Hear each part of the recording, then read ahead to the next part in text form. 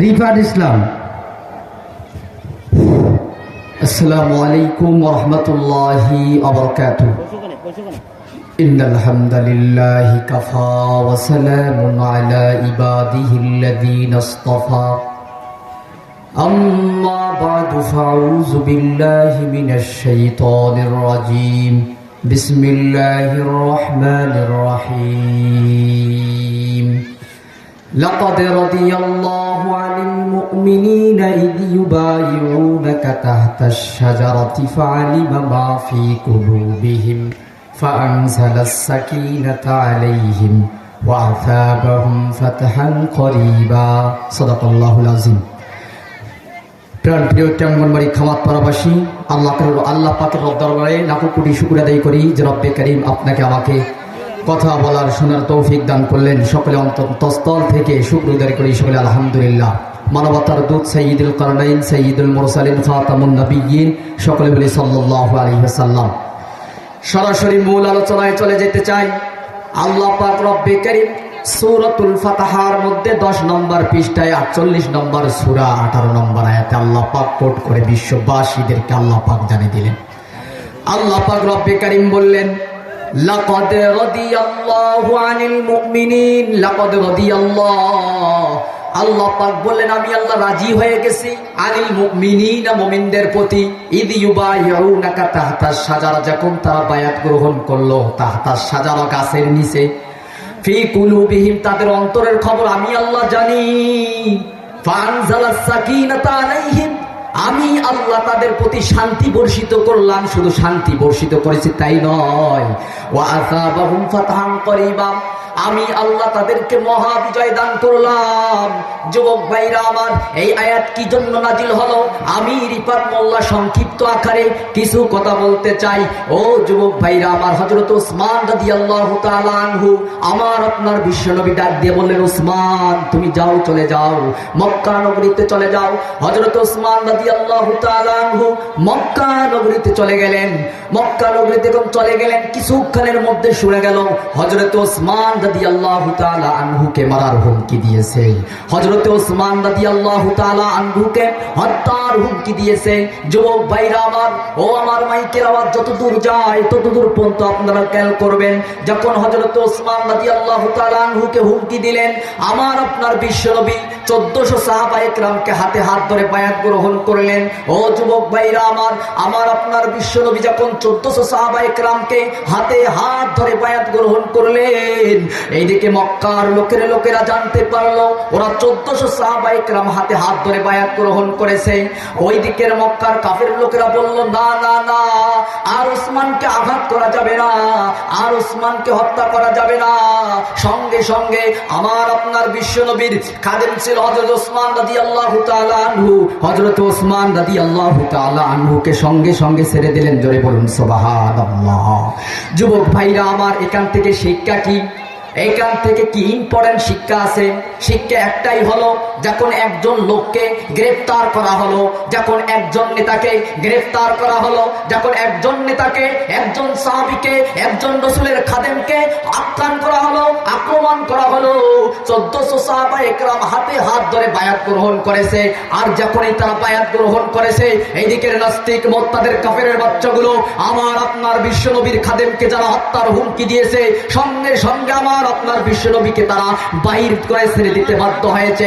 এখান থেকে শিক্ষা হলো, আমার বাংলাদেশের জমিনে, আমার বাংলার জমিন টেকনাফ থেকে তেতুলিয়া, রূপসা থেকে পাতুরিয়া, প্রত্যেক গ্রাম অঞ্চল শহরের মধ্যে দেখবেন আমার ইসলাম প্রেমিকদেরকে আঘাত এনে, আমার ওলামায়ে কেরামদেরকে আঘাত এনে, আমার ইসলাম প্রেমিকদেরকে আক্রমণ করে শত শত আলেমদেরকে নির্যাতন করেছে।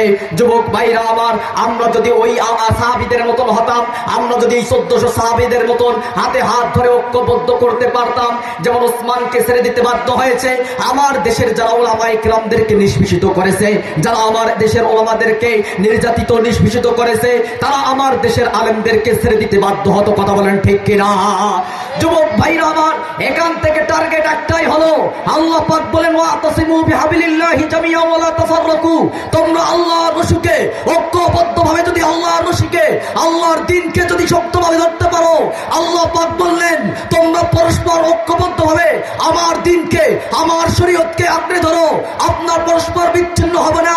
আমরা যদি আল্লাহর ঐক্যতে আল্লাহর দিনকে শক্তভাবে আমরা আঁকড়ে ধরতে পারতাম, চ্যালেঞ্জ করে বলতে পারি খামাতপাড়ার মুসলমান, কোরআন বাম নাস্তিক ঐক্য মোরতাদের বাচ্চাগুলো মুসলমানদেরকে আঘাত তো দূরে থাক, ফুলের টোকা দেওয়ার মতো শক্তি খুঁজে পাতো না। কথা বলেন ঠিক কিনা? মুসলমান এই জন্য এদিন থেকে ধ্বংস হয়েছে যেদিন থেকে আমাদের মনে হিংসা, যেদিন থেকে মুসলমানদের বিদ্বেষ শুরু হয়ে গিয়েছে। সব বাতিলগুলো মুসলমানদের মাথার উপরে কাটল ভাঙে খাওয়া শুরু করেছে। চিৎকার দিয়ে বলুন ঠিক কিনা?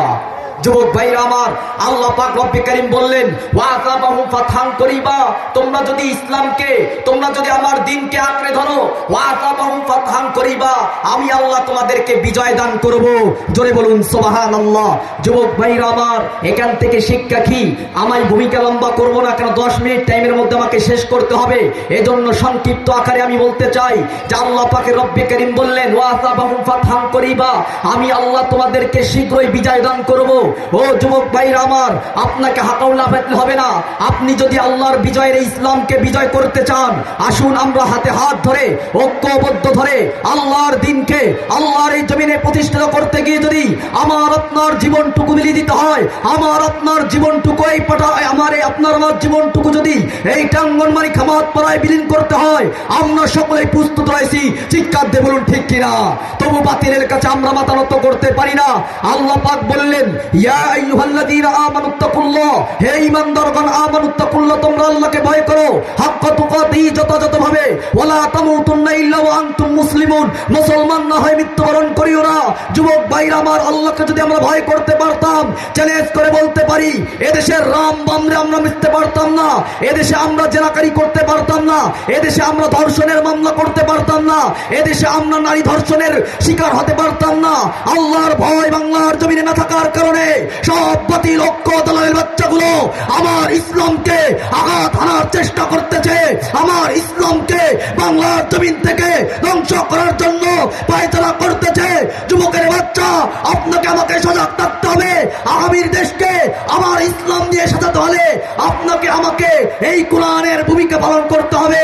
আর এই ভূমিকা পালন করতে গিয়ে এই আমার খামাতপাড়ার মাটিতে যদি জীবনটুকু বিলিয়ে দিতে হয়, আমরা খামাতপাড়ার মুসলমান জীবনটুকু এই বাংলার জমিনে দিতে রাজি আছি। তো বাতিলের কাছে মাথা নত করতে আমরা পারবো না। চিৎকার দিয়ে বলুন ঠিক কিনা? যুবক ভাইরা আমার, শুনুন খামাতপাড়াবাসী, আরে শুনুন দিয়া মন, আরে এতদিনে করলো ওরা আলেম ওলামাদের প্রতি নির্যাতন। আরে শোনেন খামাতপাড়াবাসী, আরে শোনেন দিয়া মন, আরে এতদিনে করলো ওরা আলেম ওলামাদের প্রতি নির্যাতন। এতদিনে করিতে যে পারিনি চিকার, আর কিছু বললে বাহানাই দিত আমরা নাকি রাজাকার। তাই তো আলেম ওলামা ছিল ভাইরে, তাই তো আলেম ওলামা ছিল ভাইরে জুলুমের শিকার। শোনেন খামাতপাড়াবাসী, আর শোনেন দিয়া মন, আর এতদিনে করলো ওরা আলেম ওলামাদের প্রতি নির্যাতন করতে আরে যখন করলো বাড়াবাড়ি, তখন চলি গেল বুবু দিল্লি মামার বাড়ি। কথা বলেন ঠিক কিনা? বাংলার মুসলমান, আপনি যেদিন থেকে আল্লাহু আকবার নারে তাকবীর স্লোগান ভুলে গিয়েছেন, যেদিন থেকে সব বাতিল ঐক্য দালালের বাচ্চাগুলো মুসলমানদের মাথার উপরে কাটল ভাঙ্গে খাওয়া শুরু করে দিয়েছে, মুসলমানের বাচ্চাগুলো যদি নারায়ে তাকবীর আল্লাহু আকবার ধ্বনিতে পুরো মাঠ কাঁপাতে পারত, চ্যালেঞ্জ করে বলতে পারি কোন ইহুদি নাসরার দালালের বাচ্চাগুলো মুসলমানদেরকে আঘাত করে মুসলমানদের গায়ে ফুলের টোকা দেওয়ার মতো শক্তি খুঁজে পাইতো না। কথা বলেন ঠিক কিনা? এজন্য আমার বক্তব্য এখানে শেষ করলাম। ওয়া আখিরে দাওয়ানা আলহামদুলিল্লাহি রাব্বিল আলামিন। আসসালামু আলাইকুম ওয়া রাহমাতুল্লাহি ওয়া বারাকাতুহু। আমার ইউটিউব চ্যানেল আছে এমডি মেহেদী হাসান রিফাত সার্চ দিলে পাবেন। মাশাআল্লাহ।